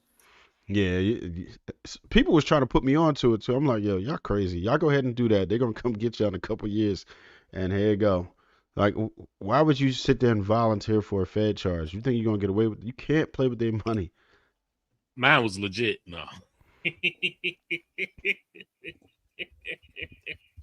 You like my thing is you could do it. It was legit if you had a real business, right? If you could really prove your funds and what you were doing with it. It was legit. People just was fucking off. You know what I'm saying? Some of them was creating names for their companies that was fucking hilarious. They just that never had a company, nothing to show for it, no taxes. Broke Best Friends LLC. It didn't have a EIN number, no state tax ID, none of that stuff. They just said Broke Best Friends LLC, and the address listed was their home address. Another one was called Money Ain't an Issue .LLC, the rap label. And some shit. These people was coming up with some crazy ass names, like, bruh. The crazy shit is that a lot of legitimate businesses were denied. Someone actually showed me like to get a shell company and then do it that way from an established company and then do it that way, you'd be safe. I didn't even want to do it. I'm like I ain't do the loan though. No. Hey, now them grants. A grant ain't a loan. Easy, pimp. Yeah, I ain't do none of it, but I was watching people ball out off of this shit. I was like, well, y'all, this tax season, I guess. You know, when you used to have this shit, it don't really bother you, but they got a spot up here called City Island. Trev might know. That stayed packed like every day. That's like a seafood, like part of like it's supposed to be the Bronx, but not the Bronx, but it's a high value area where they got expensive seafood. Stay packed every day. Killing it. Like that people need money. That's the whole thing. Y'all just want to ball out. If you took a girl over, your average meal is like 3 to 5, somewhere around there, right, Trev? 3 to 5. Like, yeah. Bro, I'm they telling burning you, out, bro. It was people that was really like companies that was really like had shit planned and that they shut that shit down. You know what I'm saying? Like had shit planned and the COVID. You know, the whole COVID you did shut it down. That money came in handy for people feeding their families. Some of it, if you did it right, you know what I'm saying? I seen a white dude and his wife. They got 300 million. Whoa, 300 million, 51 different applications. Then another dude that it was a lady. She was a reporter and a news anchor for one of the channels. Her and her husband got 11 million and moved to Puerto Rico. They went over there and repossessed all that shit and locked their ass up. Puerto Rico is still here. Y'all see U.S. territory, stupid. They thought, oh, I'm moving out the country. No, nigga, you are still here. Go check that website. Look up PPP. Just look for your name. Put it in the back chat. Make sure. Put it in the back chat. All right. That was great. All right, y'all. Catch us next Tuesday. Surfside 7 to 9. Adios. Joey Reid. Can't talk down on FBA, man. Hey, where the Kings at? Tonight. Salute to you. Appreciate you guys. Yeah.